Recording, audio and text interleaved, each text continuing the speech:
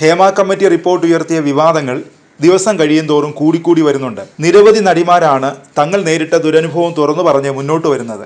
രാജ്യം മുഴുവൻ Hema committee report ചർച്ച ചെയ്യുന്നു. ഇപ്പോഴിതാ ബംഗാളി നടി ശ്രീലേഖ മിത്രയാണ് മലയാള സിനിമയിൽ നേരിട്ട ദുരനുഭവം വെളിപ്പെടുത്തിയിരിക്കുന്നത്. മമ്മൂട്ടി ചിത്രത്തിൽ സംവിധായകനിൽ നിന്ന് പീഡനശ്രമം ഉണ്ടായി എന്നാണ് ശ്രീലേഖ മിത്രയുടെ തുറന്നു പറച്ചിൽ. മുറിയിൽ നിന്ന് ഇറങ്ങിയോടി രക്ഷപ്പെട്ടെന്നാണ് ശ്രീലേഖ മിത്ര 24 ചാനലിനോട് പറഞ്ഞത്.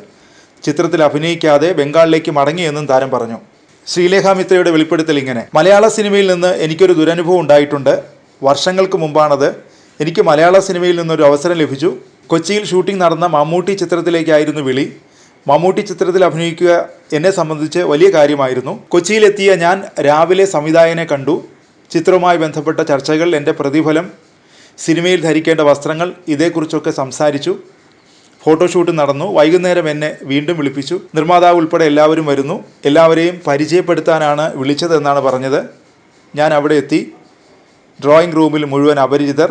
എന്നോട് സംസാരിക്കണമെന്ന് പറഞ്ഞ് സംവിധായകൻ മുന്നോട്ട് നടന്നു. അയാളെ പിന്തുടർന്ന ഞാൻ ബെഡ്റൂമിൻ്റെ ബാൽക്കണിയിലാണ് എത്തിയത്. അവിടെ എത്തിയപ്പോൾ അയാൾ എൻ്റെ വളകളിൽ തൊടാൻ തുടങ്ങി.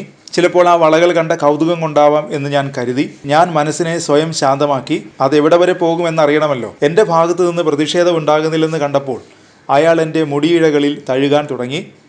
എൻ്റെ കഴുത്തിനരികിലേക്ക് സ്പർശനം നീണ്ടപ്പോൾ ഞാൻ പെട്ടെന്ന് ആ മുറിയിൽ നിന്നിറങ്ങി. പെട്ടെന്ന് തന്നെ ഞാൻ താമസിക്കുന്ന ഹോട്ടലിലേക്ക് മടങ്ങി. ആ രാത്രി ഞാൻ ഒരിക്കലും മറക്കില്ല.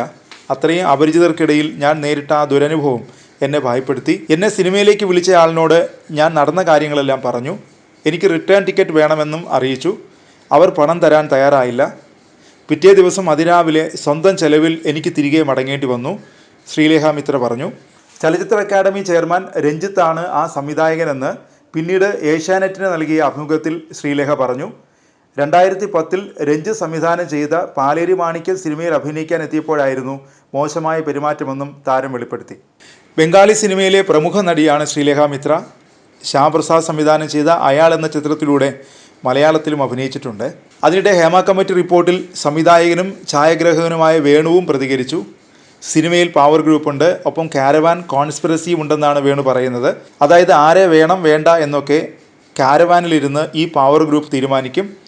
മലയാള സിനിമ വാർഡനില്ലാത്ത മിക്സഡ് ഹോസ്റ്റൽ പോലെയാണെന്നും വേണു പറയുന്നു.